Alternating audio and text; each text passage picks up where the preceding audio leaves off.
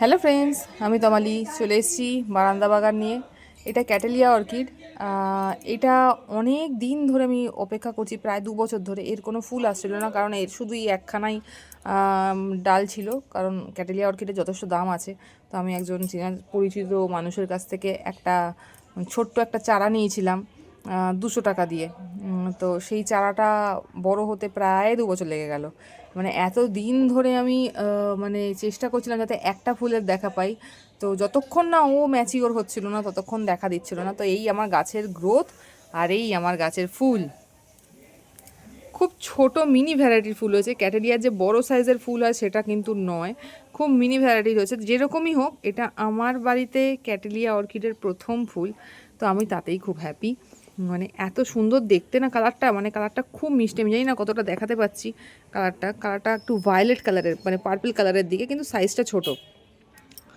তো একটা জিনিস আমি দেখলাম, যেটা আমি ফিল করেছি সেটা আমি বললাম, যে সময় যতক্ষণ না আসবে না ক্যাটেলিয়া অর্কিডে ফুল দেবে না। ক্যাটেলিয়া অর্কিড যদি মনে হয় ফুল পাবেন, তাহলে আপনাকে ম্যাচিওর প্ল্যান্ট কিনতে হবে। আমি ম্যাচিওর কিনিনি, আমি বেবি প্ল্যান্ট কিনেছিলাম, যার জন্য আমাকে 2 বছর ওয়েট করতে হয়েছে। যদি মনে করেন যে ফুল দেখবেন, তাহলে পয়সা খরচা করতে হবে। আর যদি মনে করেন যে আপনার কাছে সময় আছে, আপনি ছোট থেকে মানুষ করবেন, তাহলে আমার মতন এরকম কম খরচা দিয়েও আপনি গাছ কিনতে পারেন। মোটামুটি ক্যাটেলিয়া অর্কিড স্টার্টই হয় 600-800 এরকম থেকে। তো তখন অত ছিল না, আমি ট্রাই করেছিলাম যে দেখি হয় কি না, তো হয়েছে। এবার হয়তো আমি খরচা করতে পারি, কারণ যেহেতু গাছটাতে ফুল হয়েছে নিজে থেকে, আমি কিচ্ছু করিনি। আমি শুধু খাবার দিয়েছি, যেরকম অর্কিডের কেয়ার সেরকমই নর্মাল করেছি। হ্যাঁ, স্প্রে করেছি, তবে একটা ভুল করেছি। যে ভুলটা করেছি সেটা বলে দিচ্ছি, কারণ ভুলটা যাতে আপনারা না করেন। ফুল যখন এসে গেছে তখন গাছে স্প্রে করবেন না। গাছে স্প্রে করলেও গাছের ফুলের পাপড়িতে যেন জল না পড়ে, তার প্রবলেমটা এইটা হবে। ফুলের পাপড়িতে যদি জল পড়ে, আমি অন্য গাছে স্প্রে করতে গেছিলাম, এই গাছে স্প্রে হয়ে গেছিলো বাই চান্স, তো কিছুটা জলের ছিটে লেগেছে, তো তার ফল এটা। এই যে ছিটছিট মতন অংশটা হচ্ছে, এটা হবে। এই দেখুন, এই ফাঙ্গাল ইস্যুটা মা এখানটা সাইডটা এরকম বাজে দেখতে হয়ে যাবে। তো গাছে যখন কুঁড়ি চলে আসবে, তখন গাছকে বেশি চান করাবেন না। ফুল শেষ হয়ে যাওয়ার পর আবার চান করান, কোনো অসুবিধা নেই। আর খাবার তো ব্যালেন্স এনপিকে আর ফুল আসার আগে 0.050, এছাড়া আদার্স কোনো খাবার নেই। খুবই কম পরিমাণে লাগে। ব্যালেন্স এনপিকে মাসে 2বার দিলেই যথেষ্ট, বা মাসে 1বার দিলেও হবে। এখন যেরকম শীতকাল পড়ে গেছে, এখন মাসে 1বার চলে আসবে। হ্যাঁ, একটু পেস্টিসাইডটা স্প্রে করবেন মাসে 2বার, ফাঞ্জিসাইডটা মাসে 1বার। বেশি স্প্রে করার দরকার নেই, বেশি ফাঞ্জিসাইড স্প্রে করলে পাতা কর্মড়িয়ে যায় না, এত সুন্দর সবুজ পাতা থাকবে না। তো যেইটুকু করেছি শুধু সেটুকু বললাম, এক্সট্রা পুঁথিগত বিদ্যা বললাম না। যেইটুকু আমার অভিজ্ঞতা, আমার হাতে যেটুকু হয়েছে, আমি শুধু সেটুকুই বললাম। এপসাম সল্ট খুব হালে কালে 3 মাসে হয়তো 1বার স্প্রে করি, দরকার পড়ে না। আর পেস্টিসাইডটা মাসে 1বার।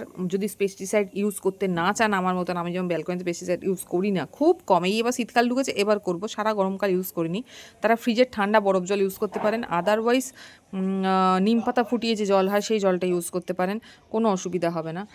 মাসে 1বার দিলেই যথেষ্ট হয়ে যায়। আর ফাঞ্জিসাইডটা যদি মনে করেন যে কোনো ফাঙ্গাল ইস্যু হচ্ছে, বা গাছের ছিটছিট হচ্ছে, গাছের পাতা খারাপ হয়ে যাচ্ছে, তার মানে ফাঙ্গাল হচ্ছে, তো তখন আপনি একবার একটু ফাঞ্জিসাইড স্প্রে করলেন। আদারওয়াইজ স্প্রে করার দরকার নেই, আমি তো করি না খুব একটা। যদি তাও টাইম রুটিন বলেন, তাহলে আমি বলবো 2 মাসে 1বার, কি খুব প্রবলেম হলে মাসে 1বার, এর থেকে বেশি দরকার পড়ে না।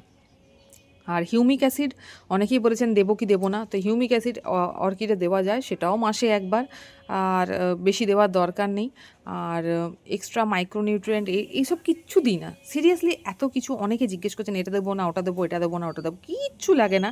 শুধু প্রপার টাইমে জল দেবেন, প্রপার ওয়েদারে রাখবেন। এদের ওয়েদার হলো হালকা, যে কোনো অর্কিডের মানে হালকা সানলাইট আসবে কারোর থ্রু, ডাইরেক্ট সানলাইট যাতে কোনো অর্কিড না পায়, তাহলে এই বার্ন আউট হবে না, পাতা সুন্দর থাকবে, ফুলও ভালো আসবে। কিন্তু সানলাইটটা দরকার, বিনা সানলাইটে কিন্তু আপনার কোনো গাছে ফুল আসবে না। অনেকে ভাবেন যে ইনডোরে রেখে দেবো ভালো করে ফুল আসবে, সেটা কিন্তু নয়। কোনো গাছে ভালো ফুল আসবে না। যদি আপনি গাছকে, আপনাকে এনিহাউ আপনাকে হালকা সানলাইট আউটডোরে রাখতেই হবে, কোনো বড় গাছের ছায়া রাখতে হবে, তবে আপনার গাছে কিন্তু ফুল চলে আসবে। আমারটা তাহলে বেবি প্ল্যান্ট থেকে আমি তৈরি করেছি, সেটা এসে 2 বছর বাদে আমার ফুল দিয়েছে। আমার ক্যাটেলিয়া করা সার্থক। তো সেটা আপনাদের সাথে আনন্দটা শেয়ার করে নিলাম। দেখে বলবেন কীরকম হয়েছে ফুলটা। কেউ নিচে কমেন্ট করে জানান না যে ফুলটা ভালো না খারাপ, গাছটা ভালো দেখতে লাগছে না খারাপ দেখতে লাগছে।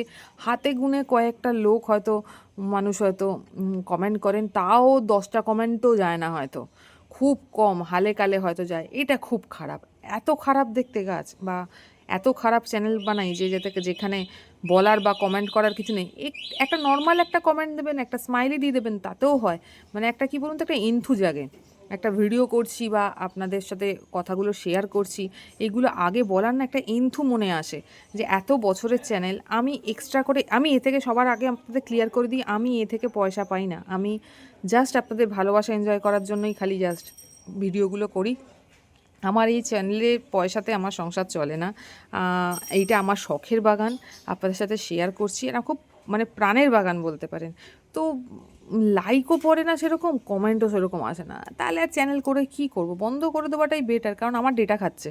আমার যে ভিডিওগুলো পোস্ট করছি বা ভিডিওগুলো করছি, সেগুলো আপলোড করছি, আমার ডেটা যাচ্ছে, উল্টে আমার খরচা। আর গাছ তো আমি কিনছি আমার পয়সাতেই, প্লাস আমার ডেটা খরচাও যাচ্ছে। সব কিছু করার পরে কোনো খুব হাতে গোনা কয়েকটা মানুষের আমি নাম বলে দিতে পারবো যে যারা হয়তো কমেন্ট করেন প্রত্যেক দিন। তার মধ্যে খুব কমন কয়েকটা মানুষ আছে, যারা এই কটা মানুষ যদি আমাকে কমেন্ট করেন ইউটিউবে, তাহলে তারা তো ফেসবুকেও আছেন, তাদের আলাদা করে আমার ইউটিউব চ্যানেল চালানোর কোনো দরকারই পড়ে না।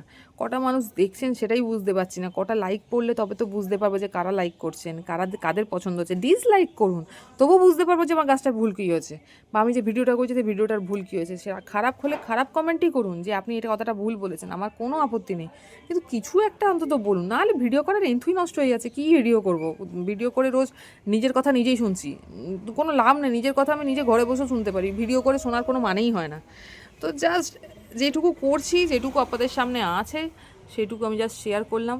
দেখে বলবেন এরকম লাগলো, ভালো লাগলে অবশ্যই লাইক করবেন, আর আশা করছি লাইক করবেন। আর কিছু জানার ইচ্ছা থাকে নিচে কমেন্ট বক্সে জানান। আমি যখনই সুযোগ পাই, আশা করছি সবাই যারা জানেন, যারা আমি কমেন্টের উত্তর দিই, যে আমি যখনই সুযোগ পাই আমার কাছে কমেন্ট এসে পৌঁছলে আমি তাদের সঙ্গে সঙ্গে উত্তর দিই, যে যাতে তার গাছের কোনো সমস্যা না হয়। তো আশা করছি আগেও ওরকমভাবে দিতে পারবো উত্তর।